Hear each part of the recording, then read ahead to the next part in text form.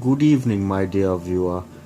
I felt compelled to show you how amazing this new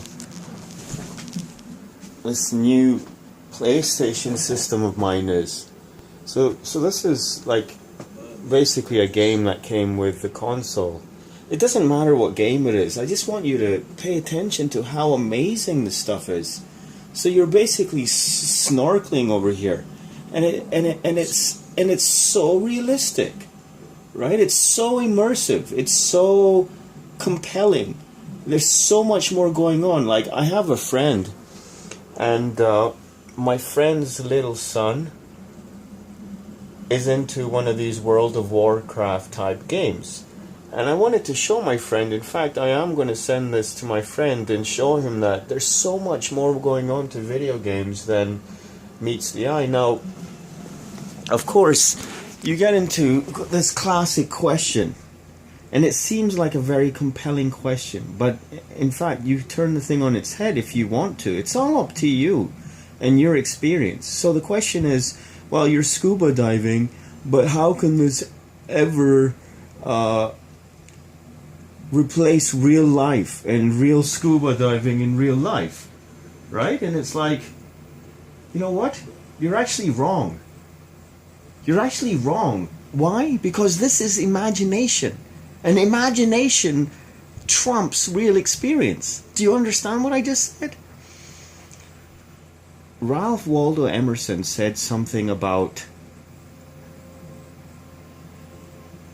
I would rather be sitting there with a book than travel the world.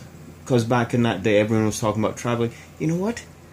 I've traveled everywhere. Don't get me wrong. Okay? My wife right now has been on a cruise ship for like 8 months. Okay, so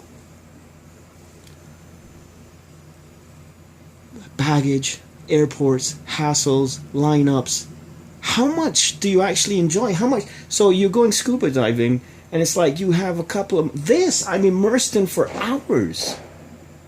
Right? It's not even that. That's just the tip of the iceberg. You'll be like, well, it's not real life. What is real life? It's all your experience. Right? So that's one part of it. That's the main part of it. Once again, that the video game experience, of course it's real life. What I'm experiencing right now, I'm alive, and this is a sensory experience. Right? And then the imagination, so it's like meditation. I've told people for years now that when you meditate, look at this stuff. Just look at this stuff. I mean, it helps to have a nice TV and all this kind of stuff. God is great, eh? This is a $2,000 Sony Bravia TV that I got for like $200. I'm so proud of myself. The guy had it, he basically kept it for me. He had it in storage for 2 years, and he's like a really successful businessman or whatever, and he just gave it to me for like $200.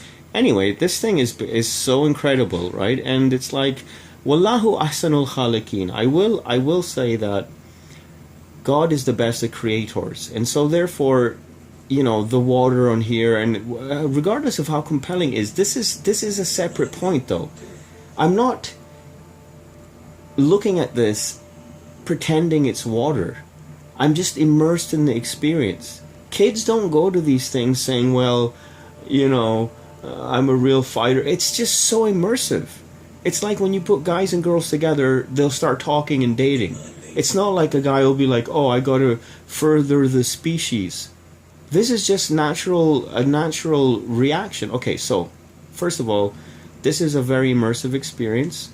Imagination. Okay, these are all...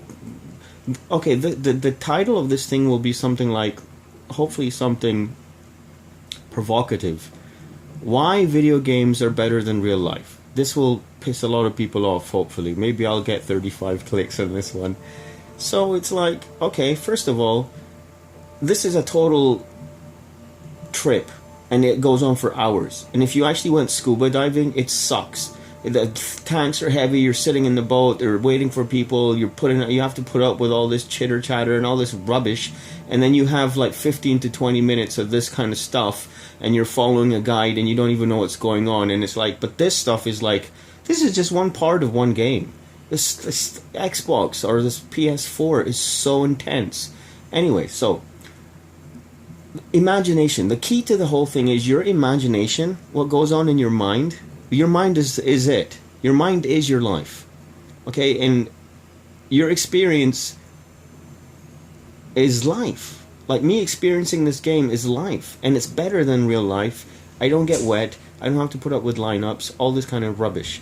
Okay, plus the imaginative experience. I mean, do I feel like I'm scuba diving? Actually, yes, and way more, because there's an adventure going on and there's all kinds of stuff. These games are so amazing. Obviously, video games make somewhere north of $100 billion a year now, if I'm not mistaken, and movies and music combined are still south of $100 billion, as far as I know.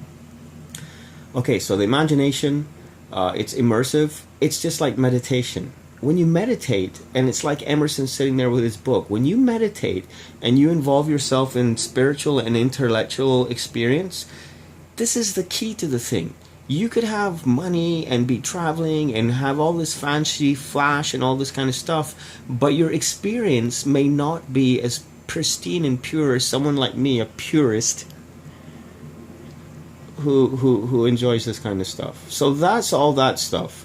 And then there's this question of, oh, well, it promotes violence. First of all, I'm a heavy metal guy, okay? And they've been saying for years that Slayer and Metallica make people kill people. Okay, so do most serial killers listen to heavy metal? No. Okay? Have you ever talked to a metalhead? They're the nicest people in the world. And especially death metal people, they're incredibly compelling people. If you go to like the band Death, for example, look up a song on YouTube and read the comments, you'll be amazed. They're the only comments on YouTube that are not asinine and narrow-minded and, you know, expletive and all this kind of stuff. Cultured people talking about music and melodies and lyrics, and, you know, Chuck Schuldiner passing away, may he rest in peace. Okay, so there's no correlation between gun violence in video games and violent movies and violent music. Okay? There's nothing like that. In fact, if there's any correlation, it's a reverse correlation, because people like me and death metal heads and people who play video games, you see, we're wired to fight, unfortunately, as humans. Guys have this desire to fight.